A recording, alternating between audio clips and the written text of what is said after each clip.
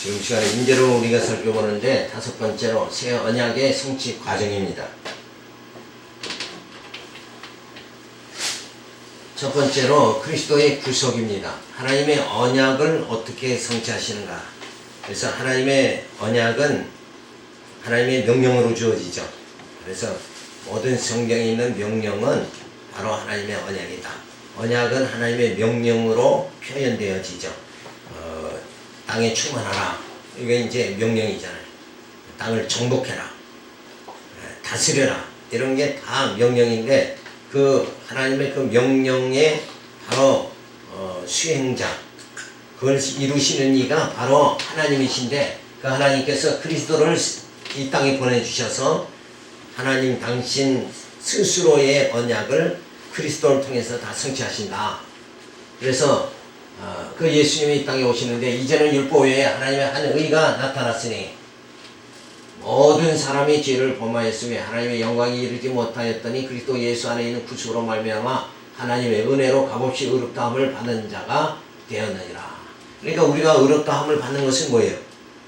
내 행위의 공로가 아니라 내가 애쓰고 힘써서 되는 게 아니라 누구의 공로예요? 그리스도의 예수님의 공로다. 그래서 예수님에 의해서 우리가 의롭다함을 받는 거예요. 그런즉 자랑할 때가 어디 있느냐? 있을 수가 없느니라. 무슨 법으로냐? 행위로냐? 아니라 오직 믿음의 법으로니라. 그러므로 사람이 의롭다 하심을 얻은 것은 율법의 행위에 있지 않고 믿음으로 되는 줄 우리가 인정하노라. 그러니까 행위로 되는 것이 아니라 믿음으로 되어진다. 누구를 믿어서? 예수 그리스도를 믿어서. 그 예수님이 나를 위해서 십자가에 못 박혀 죽으셔서 내 모든 죄의 죄값을 다 예수님이 대신 지불해 주심으로 이제는 내가 죄의 값을 지불할 필요가 없이 그렇게 되어졌으니까 그래서 하나님께서 나를 의롭다고 해주시는 거다. 그래서 행위의 법이 아니다. 행위의 법은 바로 이렇게 되는 것이 율법을 지키는 행위로 된다면 자랑할 수 있지만 율법을 완전히 지킬 수 있는 능력이 사람에게는 없으므로 자랑도 할 수가 없는 것이다. 그러니까 벌써 자랑한다는 건 내가 뭘 했다 이렇게 되는 거잖아요. 그 자체가 뭐가 인간이 할 수 있느냐? 아무것도 할 수 없는 거예요. 뭐 육신적으로 물론 이런 물건을 이렇게 들을 수 있고 놀 수 있지만은 이런 걸 말하는 것이 아니라 영적인 거, 하나님의 은혜로 주어지는 거, 우리가 의롭다함 받는 거, 또 죄를 우리가 다 이기는 거, 또 죽음에서 생명으로 옮기는 거, 구원받는 거, 이런 것들은 다 그리고 신령한 하나님 나라의 기업을 얻게 되어지는 것, 이런 건 하나님이 주시지 않으면, 하나님의 은혜로 주시지 않으면 우리가 도저히 노력한다고 애쓴다고 얻어지는 것이 아니다. 그러니까 결국은 뭐예요? 자랑할 수가 없는 것이다. 그래서 늘 나의 나 된 것은 주님의 은혜로다 한 사도 바울의 고백과 같이 뭐 전부 다 은혜예요. 은혜로 되어진다. 그래서 하나님께 찬양을 드리게 되어지는 거죠. 그래서 행위의 법이 아니라 믿음의 법이다. 의롭게 되는 것이 하나님의 의로 나타나신 예수께서 한국 제물이 되심으로 우리가 제사함 받고 의롭게 되는 것이므로 자기 자랑하는 것이 아니라 십자가만 자랑하게 되는 것이다. 따라서 하나님의 의로우신 그리스도가 십자가에 죽으심으로 죄값을 대신 지불해 주시고 사죄받게 하여 구속해 주신 것이다. 바로 이것이 하나님의 은혜다. 이렇게 하시는 것이 하나님의 은혜다. 그래서 나는 예수 안에서 죽고 예수 안에서 내 육신은 죽고 예수와 함께 내 영은 사는 역사가 주어진다. 그래서 이러한 하나님의 은혜가 새 언약이 성취되는 과정을 그림자적으로 구약에 이미 보여줬어요. 그것이 뭔가 하면 양 잡아서 제사 드리는 거예요. 내가 죄를 범했으면 양을 잡아다가 흠없는 양, 깨끗한 양을 잡아다가 그 머리에 안수를 하는 거예요. 내가 죄를 지은 사람이 안수를 할 때 내 죄가 어떻게 돼요? 그 양에게 전가되게 하고 그 양을 잡아서 죽임으로 양의 피를 흘림을 통해서 죄값이 지불되어 버리죠.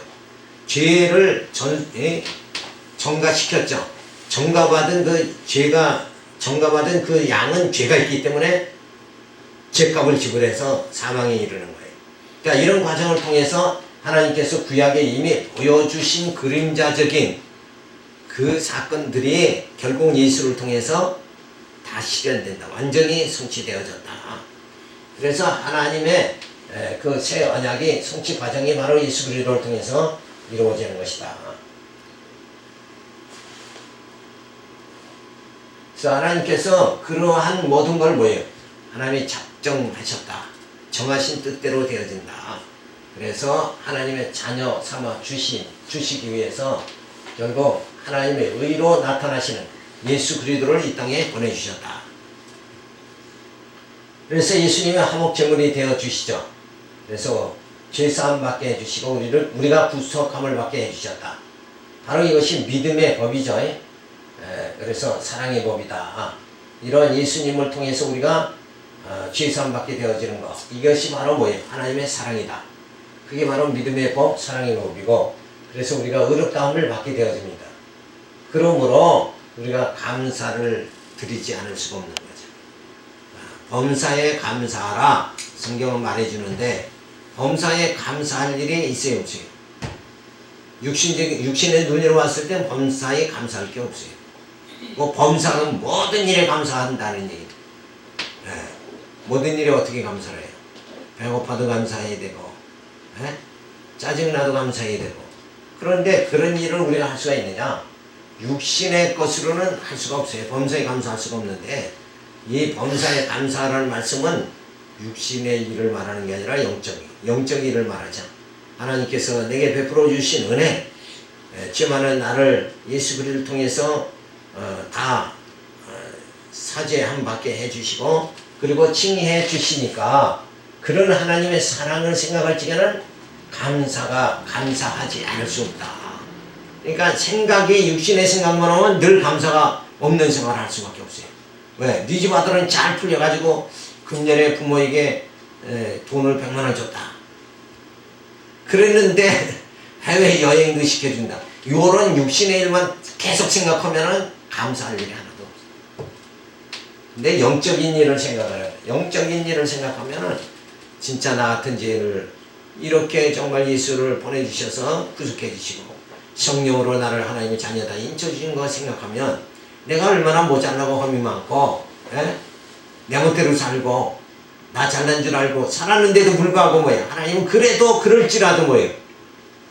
그렇게 험집이 많아도 하나님 자녀 삼아주신 거. 자기 자녀가 아무리 못생겨도 자식 아니에요. 그렇게 하나님은 나를 칭의해 주셨다. 사랑으로 칭의해 주셨다. 그래서 그 은혜에 감사하고, 그리고 그래서 감사와 찬양이 터져나오는 거예요. 찬양하지 않을 수 없는 거죠. 그래서 늘 우리는 십자가만을 자랑하게 되어진다. 그래서 이런 하나님 섭리를 살펴볼 때 사랑의 하나님을 발견할 수밖에 없다. 이런 과정을 살펴보면 어떻게 하나님이 나를 사랑하지 않으셨는가? 정말 하나님은 나를 사랑하셨구나. 이러고 사랑의 하나님을 발견할 수밖에 없다.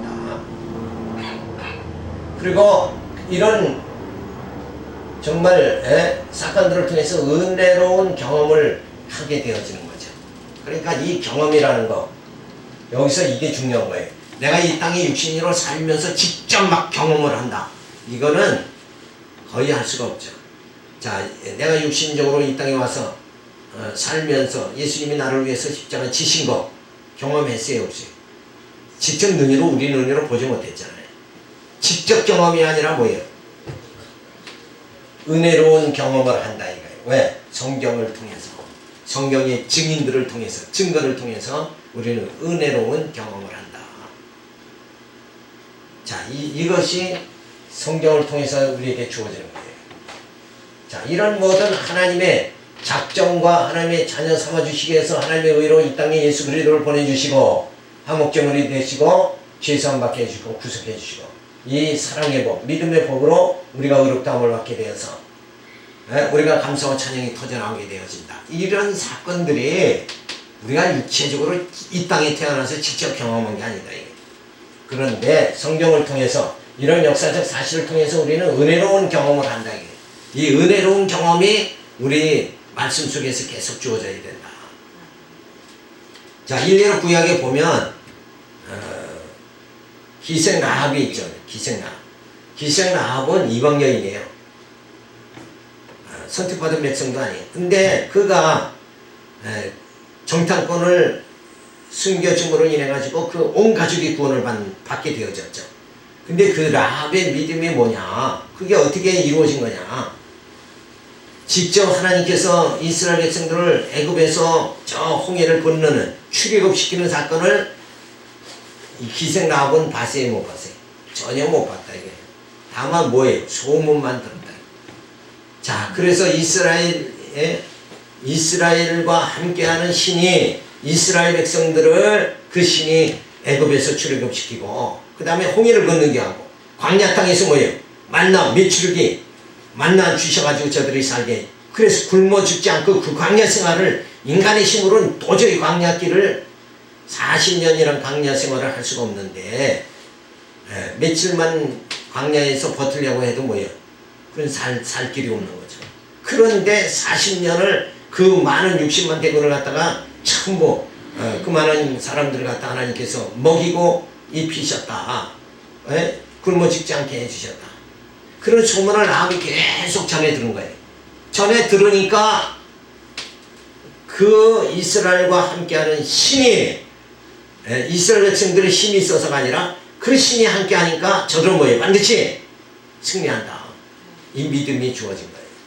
라합의 그 믿음은 직접 경험한 믿음이 아니라 만나에서 반석을 치니까 생수가 막 나오는 그걸 직접 라합이 기생 라합이 눈으로 확인한 것도 아니다 이게. 그런데 그러한 소문을 들으면서 기생 라합에게 무슨 경험이 주어지는 거예요?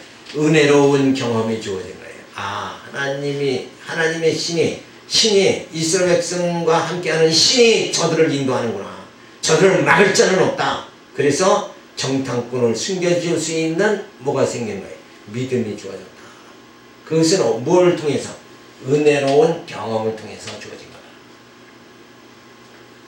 자, 또 그렇게 좋은 그 라합에게 그런 은혜로운 경험이 주어졌지만 그렇지 않은 경우도 있어요. 왜? 여리고성의 사람들이 라합과 같이 똑같이 그 소문을 다 들은 거예요. 막 그냥 애굽에서 애굽 왕을 갖다가 거기서 소나기에서 벗어나고 홍해를 건너고 정말 저들이 메뚜기 떼와 같이 이 땅으로 들어온다. 저 이스라엘 백성들이 함께하는 그 신이 저들이 함께하는 신이 있기 때문에 이스라엘 백성들은 그냥 저들을 대항할 자가 아무도 없다. 그걸 여리고 백성들이 결국은 알고 문을 꽉꽉 잠그는 거예요. 그러니까 이스라엘 백성과 대항해서 싸우면 분명히 승리하는데 이미 뭐가 꺾였어요? 기가 꺾여버린 거예요. 그래서 문을 꽉꽉 닫고 그런 가운데 밤에 하나님께서 여리고성을 돌게 하면서 그냥 횃불을 하고 하나를 깨니까 이게 전쟁이 터진 줄 알고 그냥 자기들끼리 싸워서 죽는다. 그래서 여리고성을 함락하게 만드는 것도 뭐예요? 결국은 저들은 은혜로운 경험을 한 게 아니라 뭐예요? 무서운 저들은 그 공포의 그 경험을 한 거예요. 이미. 그래서 저들이 기가 꺾였다는 거예요. 그러니까 사람은 이렇게 정말 어떤 경험을 하느냐 이게 참 중요한 거예요. 불택자에게는 정말 무서운 경험을 하는 거죠. 그래서 그들이 이 영이 꺾이고 기가 꺾여버리는 거예요. 그런데 하나님의 백성, 택한 백성 라합에게는 하나님의 은혜가 주어서 은혜로운 경험을 하게 된다. 그러니까 우리가 늘 이 땅에 살면서 성경을 통해서 은혜로운 경험이 많이 주어져야 돼요. 그러면 믿음이 막 세상을 능히 감당할 수 있는 장부의 믿음이 주어진다. 그렇지 않고 난 예수님 도망같이 예수님 이렇게 나 확실히 못 믿겠습니다. 그러면 예수님이 자꾸 와서 십자가에 못 박혀 죽으셔야 된다. 그런데 우리는 성경을 통해서 은혜로운 경험을 하는 거예요. 다윗은 정말 그렇게 쫓기는 사울왕에게 쫓겨도 하나님이 내 편이시다. 그 믿음을 가지고 저를 승리했다. 그 성경 다윗을 보면서 다윗과 함께 했던 하나님이 어떻게 하는 거예요? 나와도 함께 하신다. 이게 성경에서 믿어지면 이게 은혜로운 경험이 주어진다. 그래서 성경을 통해서 성경의 모든 하나님의 섭리를 통해서 사랑의 하나님을 발견하고 은혜로운 경험을 통해서 그 다음에 뭐예요? 참 자기 발견이 주어지는 거예요. 아 정말 에? 나는 이런 존재구나 깨닫고 나 같은 죄인이 어떻게 해서 이 큰 하나님의 사랑을 내게 그 사랑이 내게 임했는가 또 감격하게 된다. 이게 바로 신앙생활이에요. 이럴 때 하나님께서 나와 함께 역사하시고 내 모든 생명을 사망에서 죽음에서 생명으로 영원히 옮겨주시는 하나님의 놀라운 역사가 이렇게 주어진다. 그래서 우리는 늘 십자가만을 자랑할 수밖에 없는 거죠. 그래서 이런 참 믿음의 법, 사랑의 법이 있는가 하면 행위의 법은 어때요? 의롭게 될 수 없죠. 저 율법으로는 의롭게 될 수가 없다. 그래서 실현 불가능한 거예요. 도저히 의롭게 될 수가 없다. 자, 그러면 어떤 사람들은 항변을 합니다. 인간이 그러면 허수아비냐? 인간은 아무것도 아니냐? 자, 하나님께서 인간을 창조했으면 정말 또 율법을 주셨으면 율법을 줬으면 율법으로 뭐예요? 그걸 지켜서 의롭다고 될 수 있으니까 율법을 준 거 아니냐? 이러면서 항변을 할 수가 있는 거예요. 근데 율법을 주신 본래 이유는 뭐냐? 율법을 주신 이유는 그걸 지켜서 너 의롭게 네 힘으로 의인이 되라 이래서 주신 게 아니다. 주신 목적 자체가 뭐냐? 다만 죄인임을 깨달으라고 주신 거라고 그래요. 내가 그 율법을 다 지키지 못해서 정죄 안 받고 이러면서 그때마다 뭐예요? 나는 죄인이구나. 이걸 깨달으라고 준 건데 마치 율법을 주신 이유는 율법을 지켜서 의인 되라고 주신 거다. 이렇게만 생각하고 있으니까 많은 지도자들이 자꾸 성도들을 율법신앙으로 지금 가르칠 수밖에 없는 거다. 그러니까 함정에 빠지는 거 이게 정말 그렇게 함정에 빠질 수밖에 없다는 거예요. 그러니까 그 인간적인 생각이 들으면 함정에 빠지는 거예요. 근데 이런 믿음의 법 하나님이 이렇게 섭리하셨다. 그래서 은혜로운 경험이 주어지면 저런 함정에 빠지지 않는다는 거예요. 그러니까 함정에 빠질 자는 하나님께서 은혜로 인도 안 하시고 또 함정에 빠지지 않을 사람은 은혜롭게 인도해 주신다. 은혜로운 경험을 주신다. 그러니까 그 은혜로운 경험이 어디서 주어져요? 이 하나님의 역사를 섭리를 알아야 되죠. 이 하나님의 섭리는 어떻게 알 수 있는 거예요? 말씀으로 알 수 있다 이거예요. 이 특별 계시의 말씀으로 알 수 있는 거다. 그러니까 성경을 공부하지 않으면 늘 이 은혜로운 경험이 주어질 수가 없는 거예요. 그러면 어디로 빠지는 거예요? 저쪽으로 빠져. 율법 주신 건 의롭게 되라고 주신 거 아니냐. 하면 됩니다. 착하게 살면 됩니다. 의롭게 살아야 됩니다. 자꾸 이렇게 교회에서 가르칠 수밖에 없다 이거예요. 열심으로 살면 복 받습니다. 예수 잘 믿으면 복 받습니다. 이런 그 행위를 강조하는 쪽으로 갈 수밖에 없다 이거예요. 네, 하나님은 우리의 행위를 보십니까 안 보십니까? 안 보세요. 왜 안 보느냐?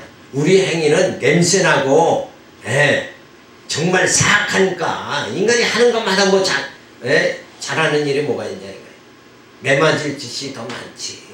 저주받을 수밖에 없는 인간의 모습이다 이거예요.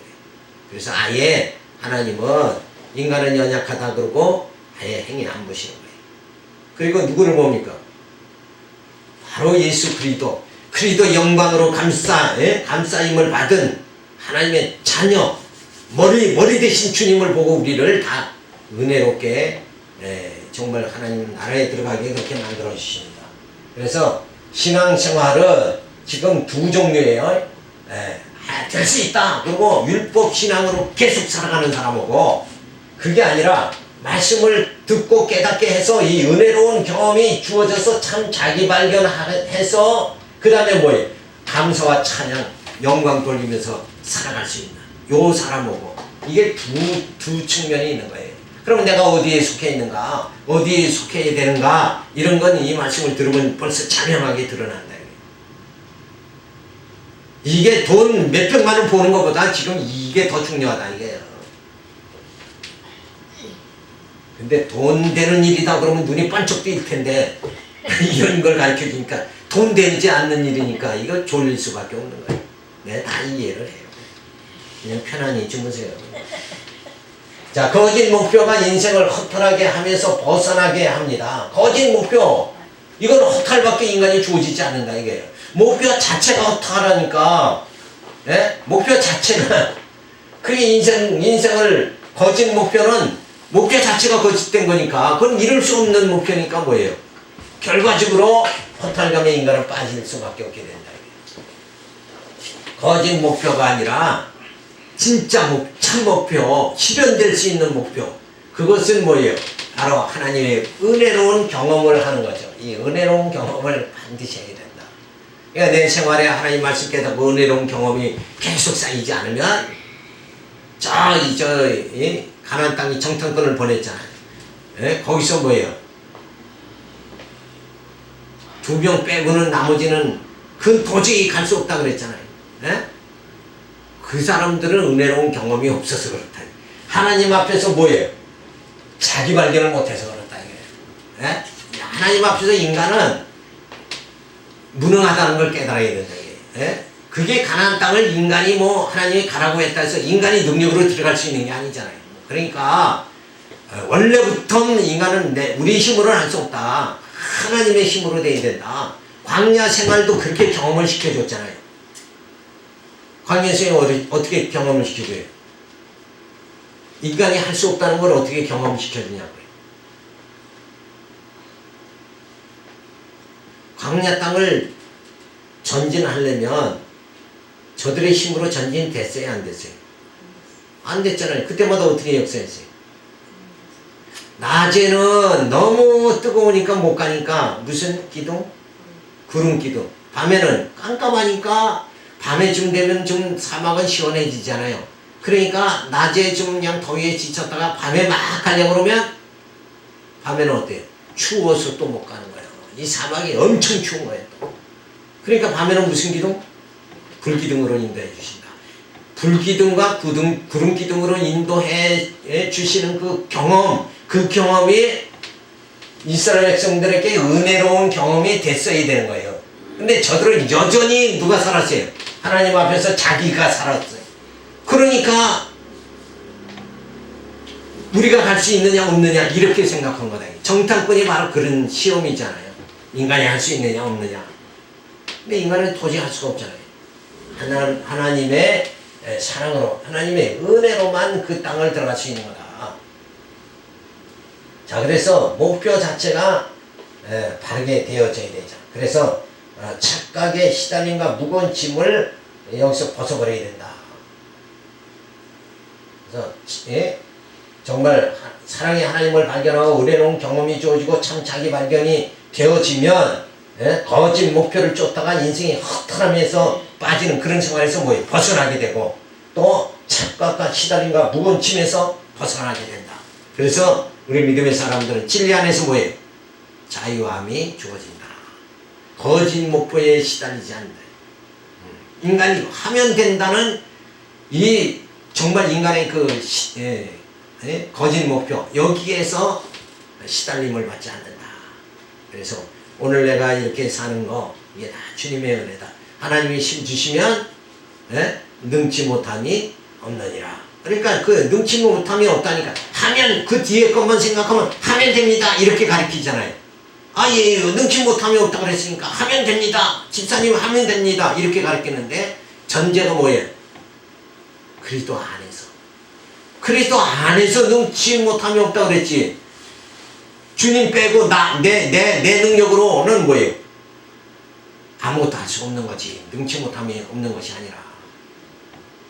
그러니까 늘 이렇게 우리가 이런 경험 속에서 정말 이게 참 놀라운 거예요. 이런 하나님의 섭리, 구속의 섭리를 통해서 하나님의 사랑을 발견하고 은혜로운 경험을 하느냐? 그렇지 않고 이 하나님의 섭리 이거는 싹 잊어버리고 뭐만 있어요? 내가 할 수 있다. 나는 이루어질 수 있다. 나면 된다. 이런 식으로 결국은 누가 빠졌어요? 그리스도 안에서 능치 못함이 없느니라 했을 때 누가 빠졌어요? 그리스도가 빠진 거다. 예? 주님 떠나서는 아무것도 할 수가 없는 거예요. 그러니까 성경은 뭐예요? 다 예? 모든 것이 뭐예요? 그로 그에게서 나오고 그로 말미암고 그에게로 돌아가느니라. 우리가 하나님으로부터 창조함을 받은 것이고 하나님으로부터 뭐예요? 우리가 인도함을 받는 거고 또 마지막에는 뭐예요? 부활의 몸 신령한 몸으로 하나님께 다 가는 거예요. 그에게서 나오고 그로 말미암고 그에게로 돌아가느니라. 이게 우리 인생의 대답이란 말이에요. 인생은 어떻게 사느냐? 그렇게 살면 되는 거예요. 그렇게.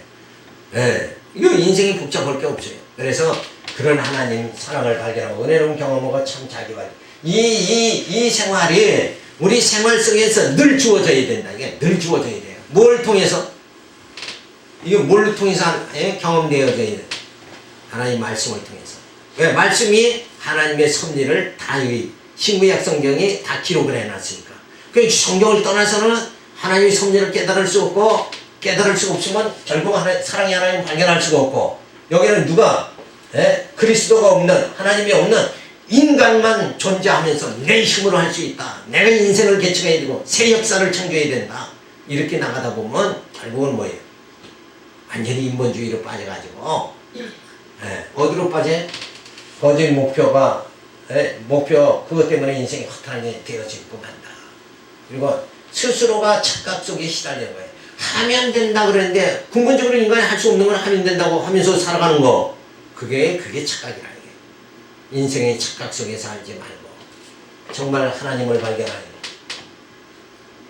성경을 통해서 은혜로운 경험을 하고 그런 가운데 나를 참 자기 발견해가지고 바른 인생을 살아가야 된다 이게. 예? 하나님 앞에서 정말 주신 사명 감당하면서 살아갈 수 있는 그런 심령이 되어져야 됩니다.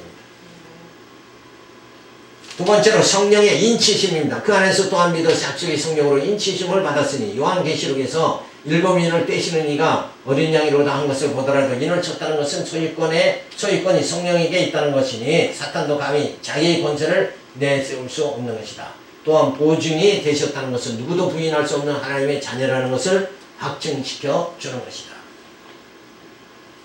자, 그러니까 성령 그 안에서 또한 믿어 약속의 성령으로 인치심을 받다. 그 안에서가 누구 안에서?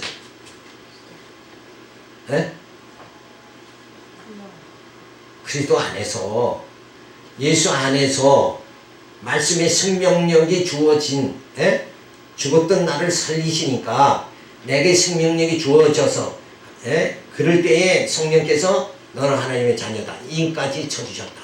그러니까 그 안에서 또한 믿어 약속의 성령으로 인치심을 받았으니 그러니까 하나님의 사랑 안에서 사랑으로 오신 예수 그리스도 안에서 우리가 죽었던 우리가 살아났죠. 그러니까 성령께서 하나님의 자녀다. 죽었던 나를 살려가지고 하나님의 자녀다. 인쳐주셨다.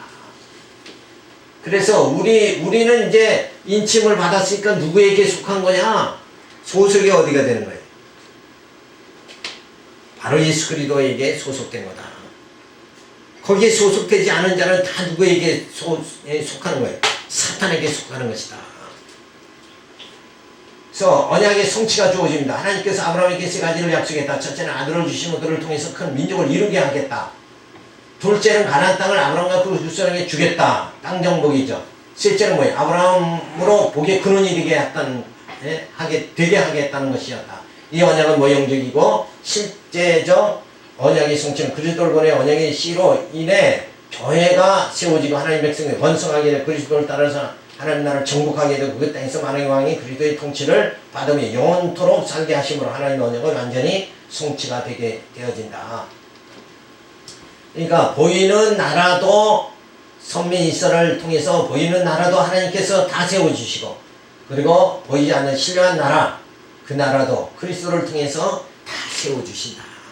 그래서 이스라엘 민족을 통해서 세워주신 그것은 하나의 모형이고 그림자고 그리고 실체는 뭐예요? 실제는 그리스도를 통해서 세워지는 영원한 그리스도의 왕 나라다. 하나님께서 예정하시고 구속하시고 인쳐주시죠. 그래서 불의했던 우리를 중생시켜 주십니다.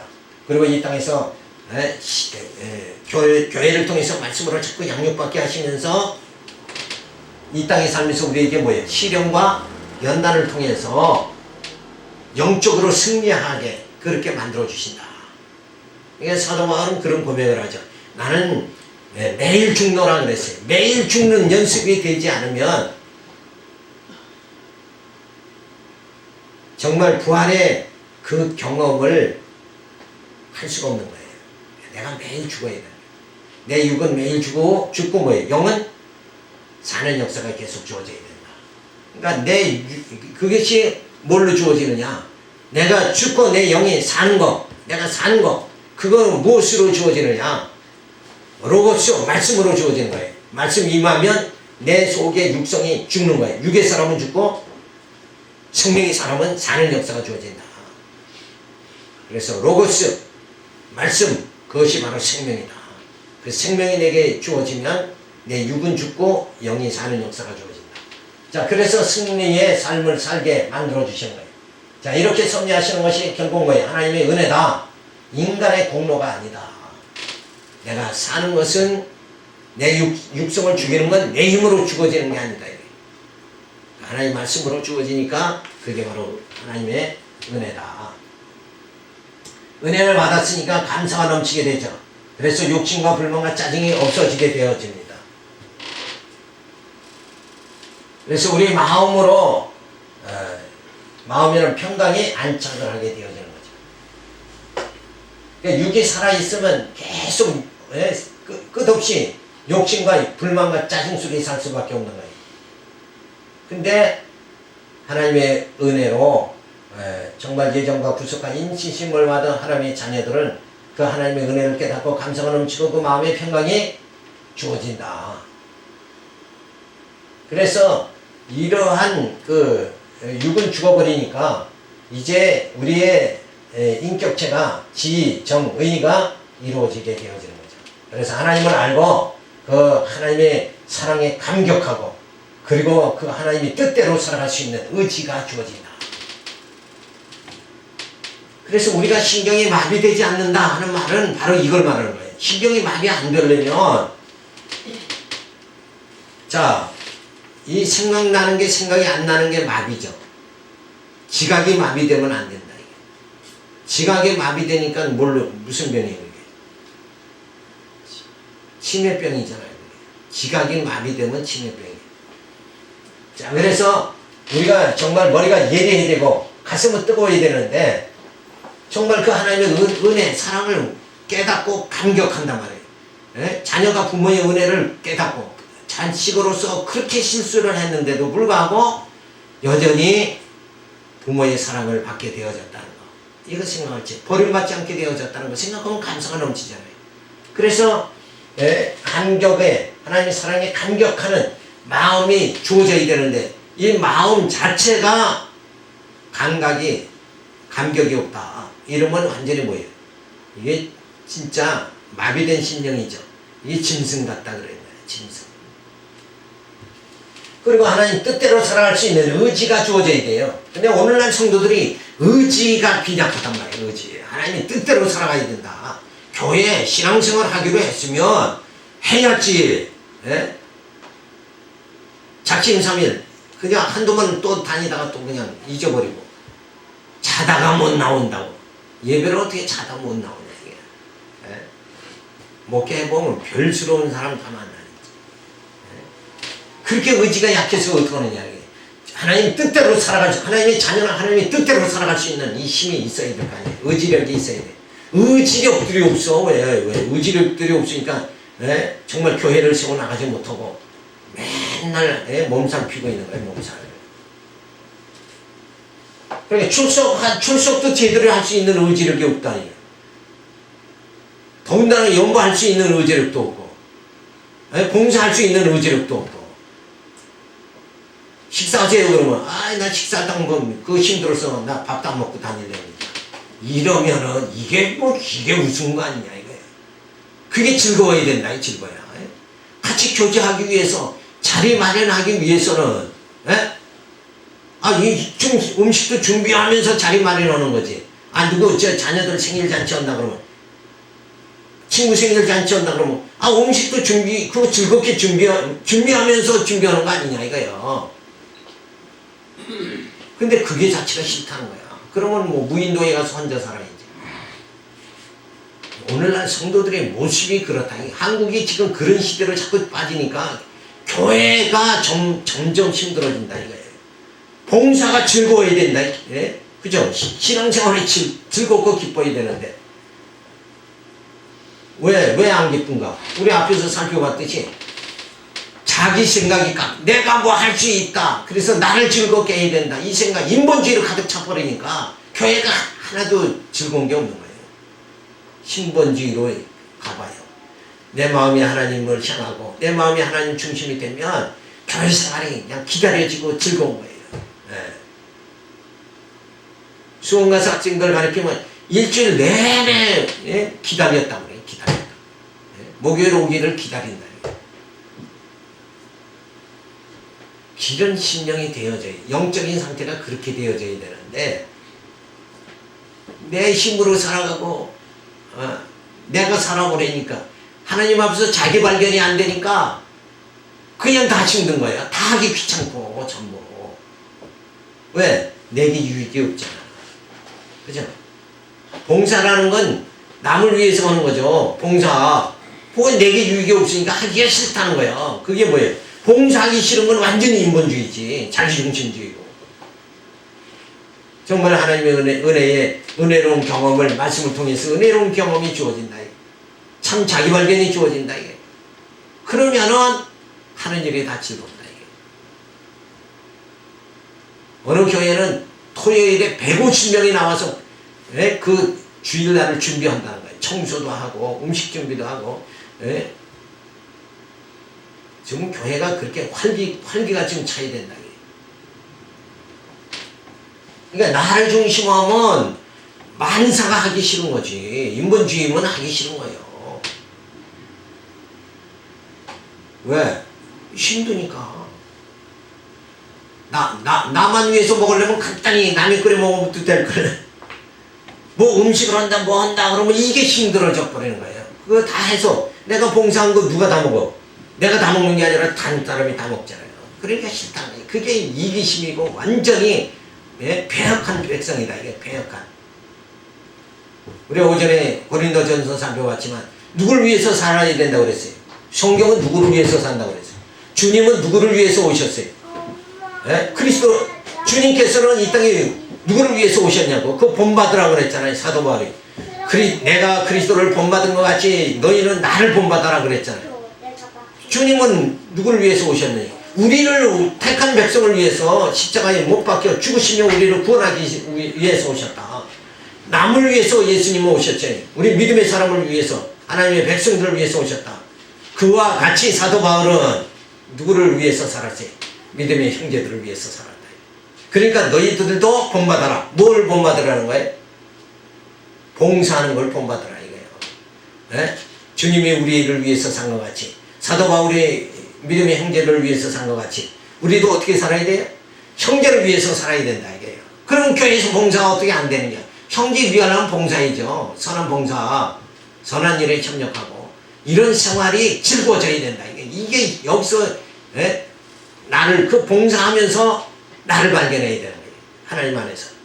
그러면은 정말 썩을 것만 위해서 일할 수밖에 없는 저 세상 사람과 달리 나를 썩지 아니할 이 일을 위해서 일하게 쓰임받게 해주셨다는 게 얼마나 감사하냐. 어떤 사람 비석에 먹고 싸다 죽다 그렇게 썼다는 거예요. 그 밖에 인생이 뭐 그 짐승 같은 생활밖에 더 있네. 거기에 뭐가 플러스 돼야 돼요? 사랑이 플러스 돼야 돼요. 하나님의 사랑이 충만해야 되고 형제 사랑이 충만하고 교회 사랑하는 게 충만하고 그 사랑이 없는 것은 완전 짐승 생활로 끝나버리는 거예요. 먹고 살다 죽다 이거밖에 없지 않냐. 그 아무런 의미 자체가 없는 생활이에요. 내가 왜 땀을 흘리고 일하는가? 형제를 위해서 봉사하기 위해서 내가 일한다. 교회를 위해서 내가 열심히 일한다. 땀 땀 흘리는 그 목적 자체가 선해야 되지 않느냐 이거예요. 그러니까 나를 위해서 땀 흘린다고. 땀 안 흘리고 그냥 골방에 가만히 앉아 있는 게 낫지.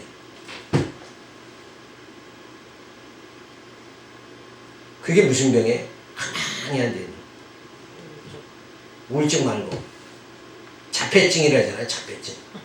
예? 자기밖에 모르는 거예요. 모든 게 위험스럽게 생각하는 거예요. 모든 게 불이익으로 생각하는 거예요. 이게 하나도 안 된다는 거예요.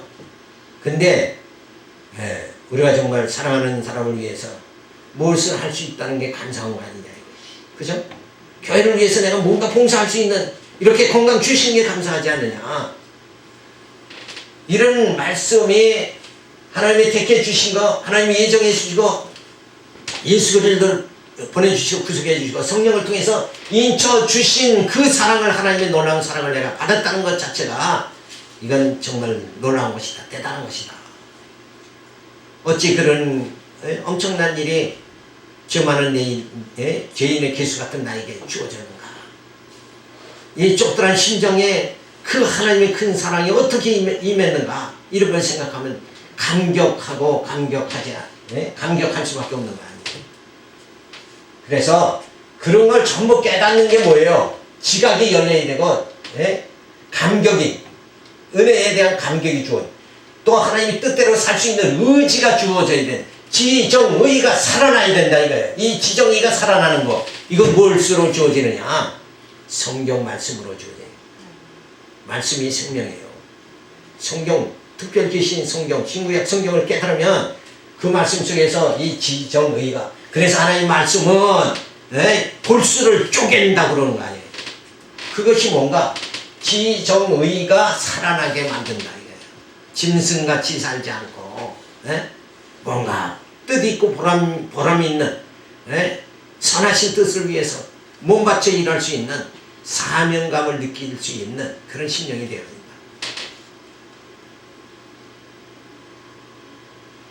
자, 이런 지정의가 살아 움직이게 되어지면 그 다음에 뭐 한다고 그랬어요? 신령한 세계를 추구하는 아름다운 삶이 주어진다. 멋있잖아요. 자, 이런 걸 우리가 이런 도표를 통해서 이걸 살펴보면 얼마나 멋있냐 이게. 이 말씀을 공부한다는 게 이게 멋있는 거다.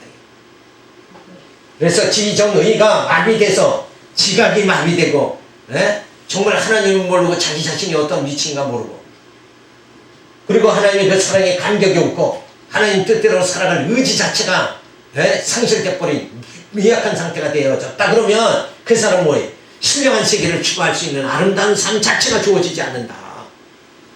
멋있는 삶이 안 주어진다. 이걸 생각할 적에 우리가 말씀을 깨달아서 진리 안에서 자유함 받아서 그 말씀을 통해서 참 자기 발견이 이루어지고 은혜로운 경험이 계속 주어져야 된다. 그래야 신령한 세계를 추구하는 아름다운 삶이 주어지게 되어집니다. 그래서 사람은 아름다운 삶을 살아야죠. 실패한 삶, 냄새나는 추한 삶을 살면 안 되지 않냐 이거예요. 그래서 지정의가 정말 살아 움직이게 되어지면, 이게 바르게 세워지면 노년에도 내가 이게 이렇게 된 게 하나님 영광 가려운다 이런 허튼 소리 안 한다. 인간은 늙으면 쉬하는 게 당연한 거고, 얼굴에 정말 윤기가 흘러든 게 없어지고 죽을죽을해지고 무슨 버섯 같은 거 까만 게 생기고, 그러나 뭐예요? 속으로 그 하나님의 사랑에 감격하고 지정의가 살아 움직입니다. 겉모습은 질것 같아도 그 안에 뭐예요? 보아 대신 주님을 영접하고 있으니까 멋있는 인생이다 이거예요.